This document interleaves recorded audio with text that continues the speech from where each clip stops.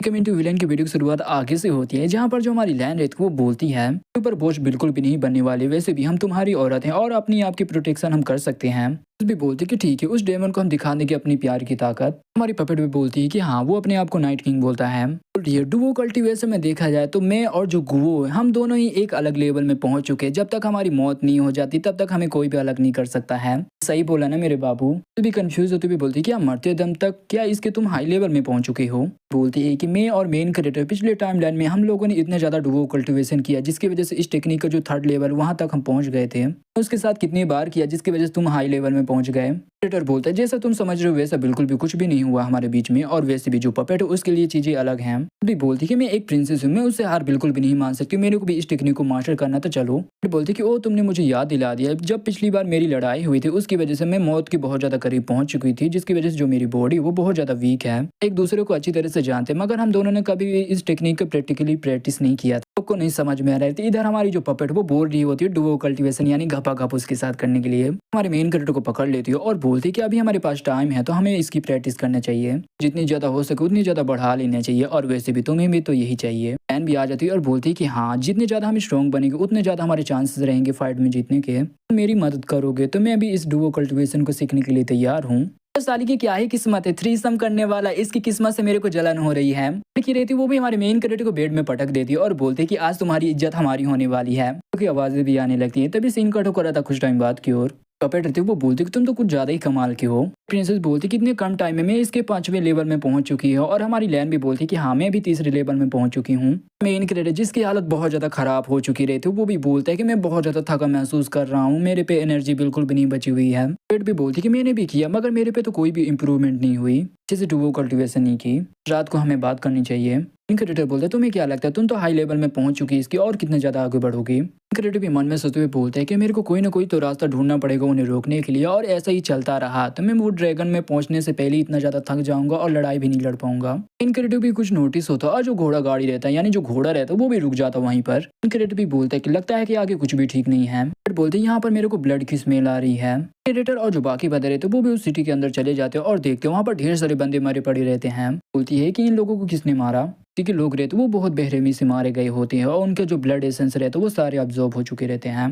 एक बंदा दौड़ते हुए आता है और बोलता है कि प्लीज मेरी मदद करो, तो वो भी हमारे मेन क्रिएटर के पास भगते हुए आ रहा होता है और वो वहीं पर गिर जाता है। भी आती है वहाँ पर, उसी बंदे को चेक करती है और बोलती है ये तो मारा जा चुका है।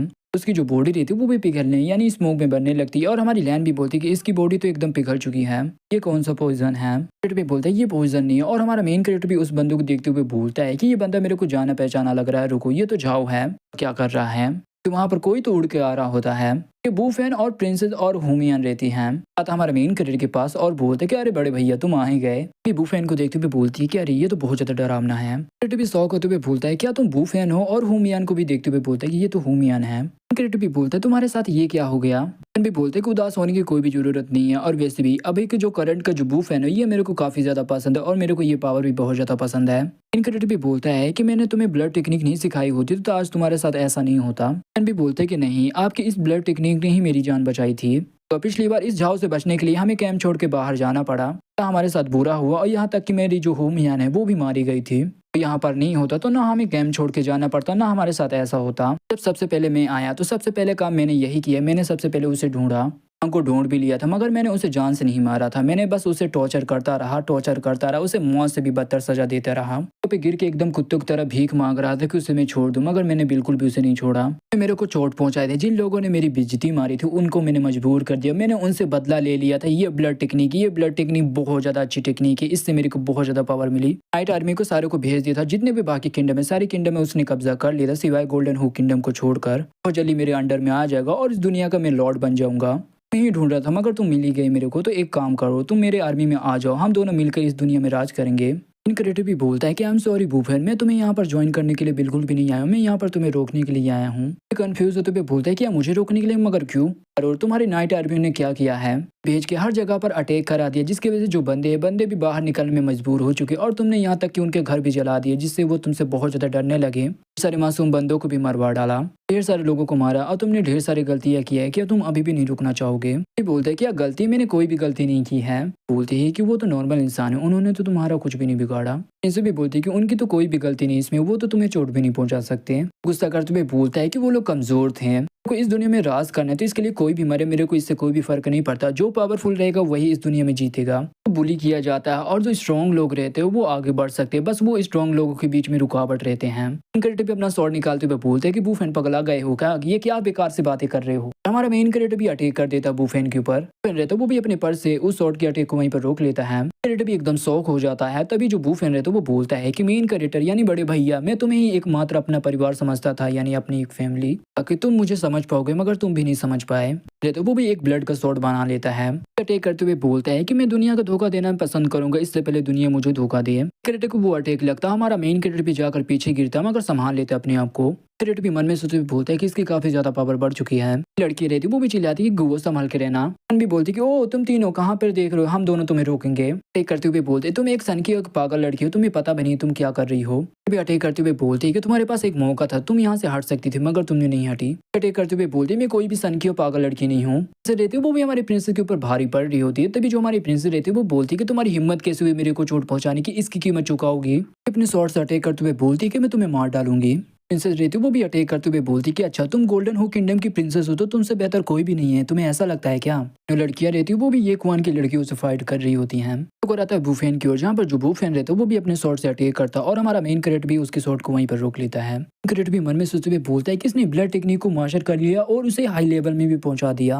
हाई लेवल में पहुंचाने के लिए इसने कितने लोगों को मारा। बोलता है कि बड़े भैया मुझे लगा कि तुम अभी तक इम्प्रूव हो चुके होगे, मगर नहीं, तुम तो पहले जैसे ही हो। कैरेक्टर भी दूर आ जाता और बोलता मैं तुम्हारा कोई भी बड़े भैया नहीं हो, तुम बहुत ज्यादा कमीने और बहुत ज्यादा गिरे हुए इंसान हो। फिर बोलता है कि जो मेरे खिलाफ रहेगा वो मारा जाएगा और जो मेरे को फॉलो करेगा वो जिंदा रहेगा, जैसे कि तुम अब मुझे अपना भाई नहीं मान रहे तो तुम मरो। वो भी हमारे मेन कैरेक्टर के ऊपर अटैक कर देता है। बट भी बोलती कि वो नहीं मरेगा, आज जो मरेगा वो तुम मरोगे, इतना बोल के वो भी अपने छाते से अटैक कर देती है। छाता शॉर्ट से टकराता हुआ ऐसे जो छाता रहता है वो वहीं पर टूट जाता है, यानी डिस्ट्रॉय हो जाता है। प्रिंसेस रहती वो भी दूसरे प्रिंसेस के ऊपर एक अटैक करती है जिससे प्रिंसेस को भी चोट लगता है।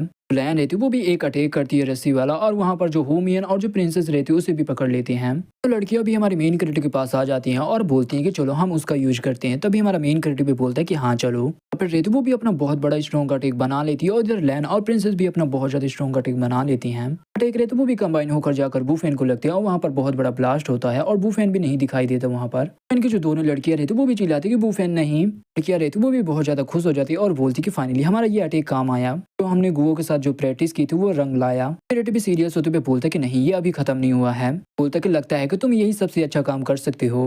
बोलता कि इस अटैक से मेरे को तो गुदगुदी भी नहीं हुई। लड़कियां भी बहुत ज्यादा शौक हो जाती है और बोलती कि इम्पॉसिबल, ये कैसे हो सकता है, वो हमारे अटैक से कैसे बच गया। यहाँ रहती है जिस रस्से से बंधी रहती है उस रस्से को वहीं पर तोड़ देती है और बूफेन के पास आती है। बोलती जो बूफेन है वो इमोर्टल लेवल के पावर तक पहुंच चुका है, ये छोटा मोटा अटैक तुम्हारा कुछ भी नहीं बिगाड़ पाएगा उसका। तो वो बोलता है तुम सभी लोग मरोगे और तुम लोग मेरी पावर बढ़ाओगे।